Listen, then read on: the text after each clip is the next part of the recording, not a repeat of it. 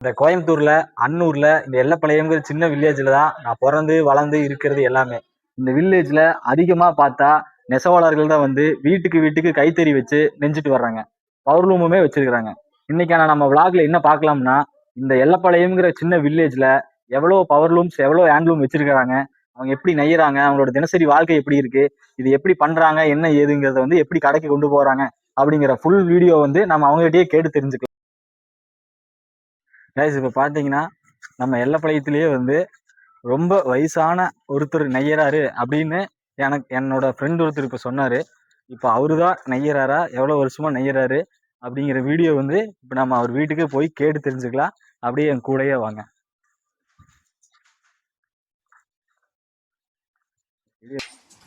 இப்ப நம்ம எல்லப்பாளையத்துல பாத்தீங்கன்னா ஒரு 80 வயசு இருக்கக்கூடிய ஒரு பெரியவர் வந்து இங்க எல்லப்பாளையத்துல வந்து அப்ப இருந்து இப்ப வரைக்குமே இந்த நெசவுங்கிறத வந்து பண்ணிட்டு வர்றாரு. அவங்களோட ஒய்ஃப் ஃபர்ஸ்ட் ப்ளஸ் அவங்க இருக்காங்க. இதுதான் அவங்களோட வீடு. இப்ப நம்ம வீட்டுக்கு வந்துட்டோம்.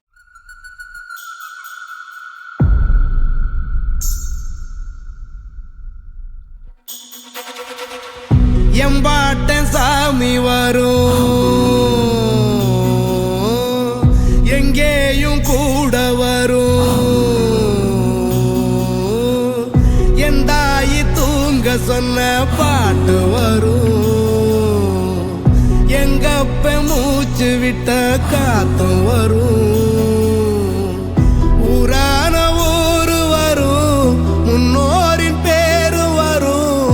எங்கூரு கருப்பசாமி ஆடி வரும், எங்கூரு கருப்பசாமி ஆடி வரும்.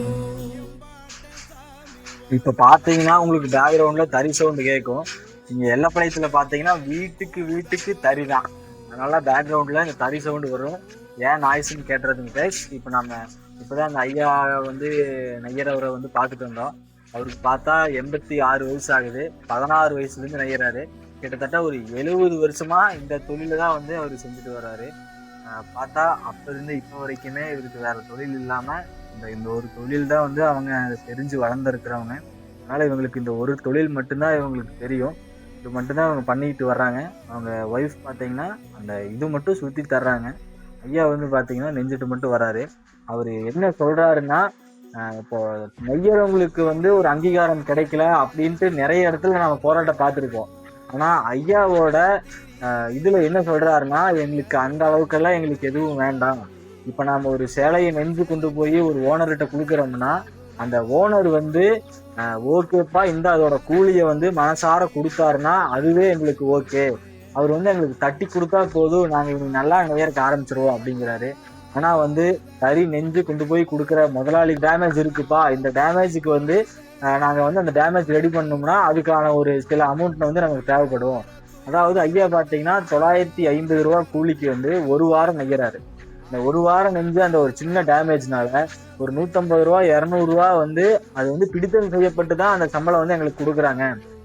நாங்க எவ்வளவு நெஞ்சு கொடுக்குறவங்களுக்கு ஒரு சேரீல அந்த டேமேஜ் வர்றதுனால அவங்க விட்டு அடுத்த சேரீல கரெக்ட் பண்ணுங்க அப்படின்னு சொல்லி தட்டி கொடுத்து இது பண்ணாங்கன்னா நாங்க வந்து இனி நல்லா இருப்போம். அந்த அங்கீகாரமே நம்ம முதலாளிகள் கிட்ட இருந்து நமக்கு நம்ம தொழிலாளிகளான எங்களுக்குமே அது கிடைக்கல அப்படிங்கிற மாதிரி ஐயா ரொம்ப சங்கட்டமா சொன்னாரு.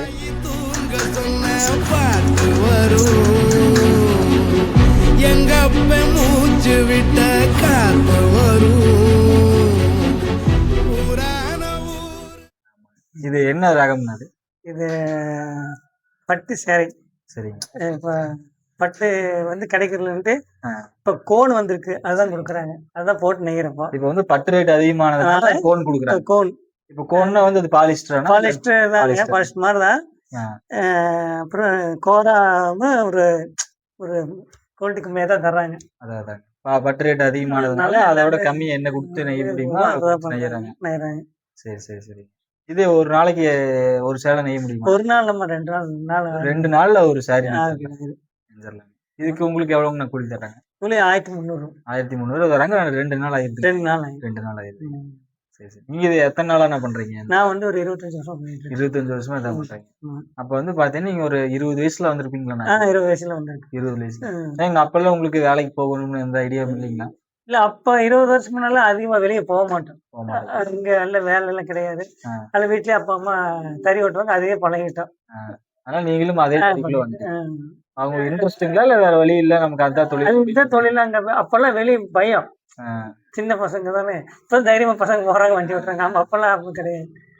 அப்புறம் நாங்க சரி இங்க எல்லப்பாளையத்துல ஸ்கூல் முடிச்சுட்டு வெளியவா போகல. சரி அப்புறம் இங்க வெளிய வாழ ஆரம்பிச்சுட்டோம். சரிங்க. இப்படி வீட்ல இருந்த மாதிரியே ஒரு வருமானமாச்சு. அப்படியே அப்படியே வீட்லயே இருந்து அப்படியே பண்றதுக்கு ஆரம்பிச்சிட்டீங்க.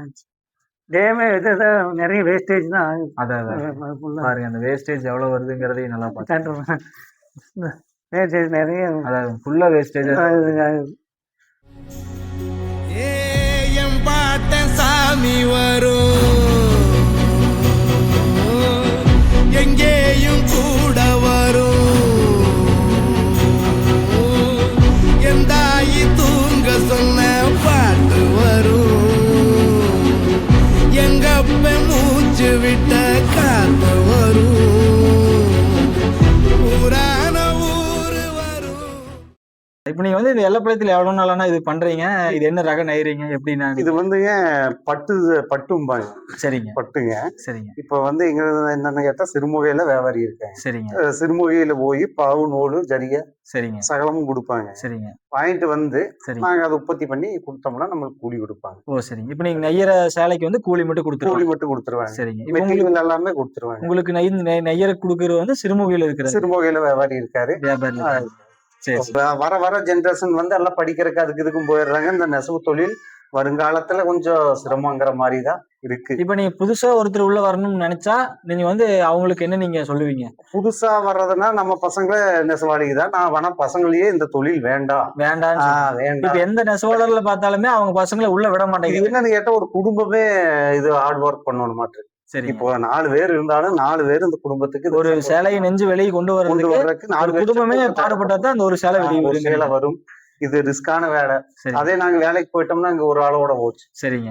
சரி இந்த தொழில் பழகிட்டோம், வேற தொழில் எங்களுக்கு தெரியாத பட்சத்துல சரிங்க. என்ன பண்றதுன்ட்டு அப்படி இந்த தொழில் பண்ணி அந்த தொழில்ல அப்படியே இருக்கிறீங்க. இருக்கோம். சரிங்க சரி. கொஞ்சம் ரிஸ்கான தொழில் தான். வருங்காலத்துல என்ன ஆகுமோ அப்படிங்கிற ஒரு இதுவும் இருக்குதுங்க. இருக்கு. இப்ப பவர்லூம் அதிகமா வந்த காலகட்டத்துல நல்லா கைத்தறியில போட்டது பூரா பவுர்லும் போட்டேன். பவர்லூம் எல்லாருமே விவசாயம்ட்டு விவசாயி கடன் தள்ளுபடி, நகை தள்ளுபடிங்கிறாங்க. இந்த தறிக்காரரை யாரும் கண்டுக்கிறதே இல்லை. இப்ப நெசவாளர்களுக்கு நெசவாளர் கடன் தள்ளுபடின்னு பண்ணதான் வரி கொடுக்கலாம். கண்டிப்பா. கஷ்டப்படுறது நீங்க பாக்குறீங்க. கண்டிப்பாங்க. இது ஒரு ஆள் உழைப்பு இல்ல. கண்டிப்பாங்க. இது கிட்டத்தட்ட வந்து பாவு கொடுக்கறது, சாயம் போடுறது, தார் சுத்துறது, நூல் சுத்துறதுங்கிறது ஒரு சேலைக்கு முன்னாடி பல பேரோட உழைப்பு பல பேர் வேர்வை இதுல உள்ள இருக்கு. அதாவது இப்ப வந்து சாப்பாடு இல்லாம எப்படி ஒருத்தர்னால இருக்க முடியாதோ அதே மாதிரி துணி வந்து ஒருத்தரோட மானம் காக்கிறதுங்கிறதுனால துணி இல்லாமையும் வந்து உலகம் இருக்க முடியாது. அப்படிங்கும் போது துணிக்குமே வந்து துணி தயார் பண்றவங்களுக்கு வந்து கண்டிப்பா கவர்மெண்ட் வந்து சப்போர்ட் பரவாயில்லையா கொஞ்சம் பரவாயில்லையா இருக்கு. என்ன பண்றதுன்னு தெரியாம தொழில் பண்ணிட்டு இருக்கோம். ஒரு நாள் பார்த்தா பட்டு விலை ஏறிடுது, ஒரு நாள் பார்த்தா ஜரிகை விலை ஏறிடுது. அப்புறம் எல்லாம் ஏறும்போது என்ன பண்றாங்க, அவங்களால வாங்க முடிய மாட்டேங்குது. அப்ப என்ன பண்றாங்க, எங்களுக்கு நூல் பாவு கொடுக்கறது இல்லை. இப்படியே கொஞ்சம் இதாயிட்டு டிலே ஆகுதுங்க.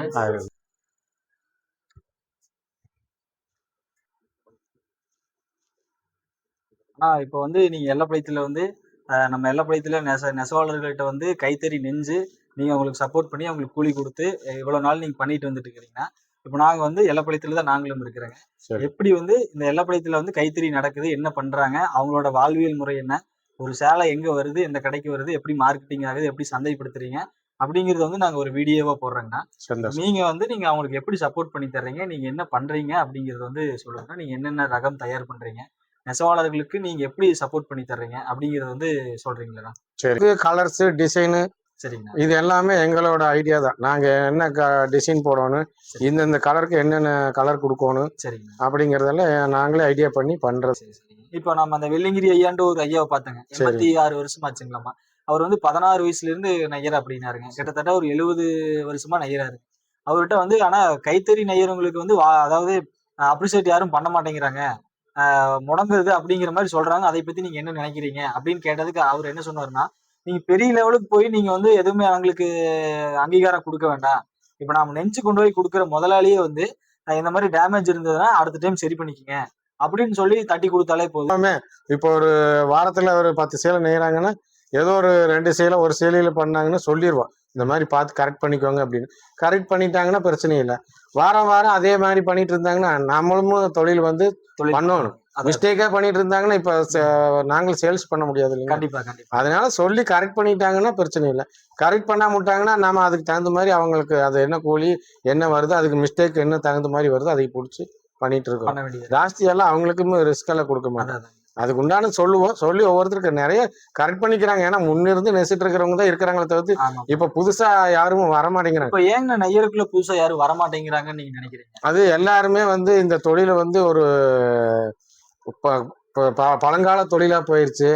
அதனால இதுல போனா இப்ப பொண்ணு கிடைக்க மாட்டேங்குது அப்படிங்கிற ஒரு இதையும் சொல்லிட்டு இந்த தொழிலை வந்து போயிட்டாங்க. ஆனா இதை விட வெளியே போனா சம்பளம் கம்மியா செஞ்சுட்டு இருக்கிறவங்களும் இருக்கிறாங்க. ஆனா இது வீட்டோட தொழில், எல்லாம் குடும்பத்தோட ஒன்னா இருந்து பண்ணலாம். வெளியே போனோம்னா அவங்க போய் எல்லாம் அலைஞ்சு திரிஞ்சு வர்றாங்க. ஆனா அதை விட சம்பளம் கம்மியா தான் வாங்குறாங்க. இங்க பாத்தீங்கன்னா இன்னைக்கு வந்து இந்த தொழில நல்லது ஒரு வருமானம் எல்லாம் இருக்குது. ஆனா இந்த தொழிலை வந்து என்ன பண்ணிட்டாங்கன்னா இதுல போய் நெசவு பண்ணாங்கன்னா பொண்ணு கொடுக்க மாட்டாங்க, பிடிக்க மாட்டாங்க. அப்படிங்கிறதுனால அந்த தொழிலை வந்து வர வர வர வர எல்லாருமே அந்த தொழிலை விட்டுட்டு வேற தொழிலுக்கு போயிட்டு இருக்கிறாங்க. ஆமா, ரொம்ப அதிகமா இப்ப இன்ஜினியரிங்குமே பாத்தீங்கன்னா ரொம்ப வேலையை விட்டு நேரத்துக்கு நிறுத்துவா அப்படிங்கிற பயத்துல தான் இருக்கிறாங்க. இப்ப இன்ஜினியரிங் படிச்சவங்களே இதை இப்ப நிறுத்திடுவானா அப்ப நிறுத்திடுவானாங்கிற பயத்துல நிறைய பேர் இப்ப சொல்லிட்டே தான் இருக்கிறாங்க. இந்த தொழில் அப்படி இல்லை. காலம் இப்ப எங்க பரம்பரையா பண்ணிட்டு இருக்கிறோம். இன்னும் வரங்க எத்தனை காலம் ஆனாலும் இந்த தொழில் அழுகி போறது இல்லை. நம்ம அதை எப்படி பண்ணணும் முறையா. இப்ப நானே வந்து கிட்டத்தட்ட ஒரு 3வது தான் படிச்சேன். படிச்சுட்டு இப்ப இருக்கிற நான் என்னோட கடைக்கு பின்னாடி வீட்டுலதான் போய் அந்த தார் சுத்துவாங்க. தார் சுத்துற வேலைக்கு சாப்பாட்டுக்கு போய் சேர்ந்தேன். அதுக்கப்புறம் வந்து பக்கத்துல ஒரு மளிகை கடையில் சேர்ந்தேன். அப்புறம் 2வது கொஞ்சம் கொஞ்சமா தான் என்னோட கால் எட்டுற டைம்ல வந்து கால் தரிப்பு வந்து பழகினேன். பழகி அதுக்கப்புறம் நெசவே தான் பண்ணிட்டு இருந்தேன் நான். அப்படி இப்போ ஒரு 10-15 வருஷமா இந்த தொழில் வியாபாரத்துக்கு வந்து பண்ணி இப்ப அப்படியே மெல்ல மெல்ல மெல்ல மெல்ல டெவலப் பண்ணிட்டு வந்துட்டு இருக்கிறோம். அந்த மாதிரி ஒவ்வொரு முயற்சி எடுக்கணும். நாம இது எப்படி பண்ணா வளர்ச்சி அடைய முடியும் அப்படிங்கறது ஒரு ஐடியா பண்ணணும். இந்த தொழில இன்னும் நிறைய விஷயங்கள் இருக்குது, எடுத்து பண்ணணும். நம்ம ஒண்ணுமே இல்லைன்னா ஒண்ணுமே இருக்காது. நிறைய விஷயங்கள் இருக்குது. இந்த தொழில் வந்து இந்த நாட்டுல மட்டும் இல்ல, உலக நாடுகள் முழுவதும் கொண்டு போய் பண்ணலாம். இப்ப எங்களுக்கெல்லாம் பாஷை ஒரு அளவுக்கு தெரியும். நான் நிறைய வெளியெல்லாம் சுத்தி இருக்கிறோம். அதனால 2-3 பாஷை தெரியுது. யாரோ ஒருத்தர் வந்தாங்கன்னாலும் கூட அந்த பாஷையில பேசி வியாபாரம் பண்றோம். படிச்ச பசங்களுக்கு இங்கிலீஷ் தெரியுது. வெளிநாடுகளுக்கு சப்ளை பண்ணலாம், பிடிக்கலாம். எல்லா நாடுகளுக்கும் இந்த சேரை கட்டுறவங்க இருக்கிறாங்க. ஆர்டர் எடுத்து அனுப்பலாம். எத்தனையோ விஷயங்கள் இருக்குது. நம்ம தொழில உட்கார்ந்தோம்னா இந்த தொழில் தான் அப்படிங்கிறது இருக்கு. தொழில நல்லா அவங்க வந்து எப்படி மேம்படுத்தலாம், நவீனப்படுத்துறதுக்கு இன்னைக்கு முன்ன இருந்ததெல்லாம் வெறும் கையிலேயே பண்ணிட்டு இருந்தாங்க. இன்னைக்கு நவீன ஜக்காடுகள்லாம் வந்துருச்சு, மிஷினரி நிறைய நவீனமா வந்துருச்சு. அதை நாம எப்படி பண்ணி அதை எப்படி டெவலப் ஆகலாம் அப்படிங்கிற முயற்சி எடுக்கணும். ஒண்ணுமே பண்ணாமையே நாம ஒண்ணு இல்லை அப்படின்னு ஒண்ணுமே இருக்காது.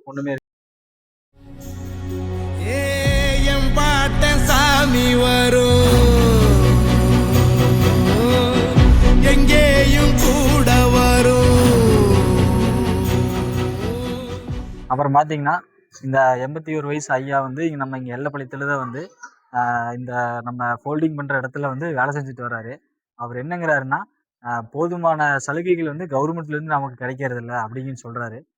என்னன்னா வந்து அவர்னால வந்து வயது முதிர்வு காலத்தினால அவர்னால வந்து எந்த வேலையும் செய்ய முடிய மாட்டேங்குது. இப்போ வந்து அவர் கண் ஆப்ரேஷன் பண்ணணும் அப்படின்னு சொல்லி அவங்களுக்கு சொன்னாலுமே அண்ணா இப்போ அவர் வந்து ஒரு 40,000 செலவாகிற பட்சத்தில் அதுவே அவர்னால ரெடி பண்றது வந்து ரொம்ப சிரமமா இருக்குது. இந்த ஃபீல்டில் என்னன்னா வயசு ஆக ஆக ஒரு பென்ஷனோ இல்லை அந்த மாதிரி ஏதாவது கிடைச்சதுன்னா இவங்களுக்கு வந்து ரொம்ப இதுவாக இருக்கு. எப்படின்னா ஒரு இந்த நெசவு நெய்யறவங்க வந்து இதுவே ஒரு எம்என்சி லெவல் கம்பெனியில ஒரு அத்தாரிட்டி கொடுத்து இவங்க வந்து 60 வயசுக்கு மேல வந்து அவங்க வேலை செய்யும் போது அவங்களுக்கான பென்ஷன் வந்து நாமளே கொடுத்துட்றோம் அப்படிங்கிற மாதிரி சொல்லி அவங்களுக்கான ஒரு இது நம்பிக்கை கொடுத்து அவங்கள வந்து வேலை செய்ய வைக்கும்போது நெசவாளர்களுமே வந்து ரொம்ப டெஃபினட்டா வந்து பெனிஃபிட் அடைவாங்க அப்படிங்கிறது வந்து நாங்க வந்து சொல்லிக்கிறோம்.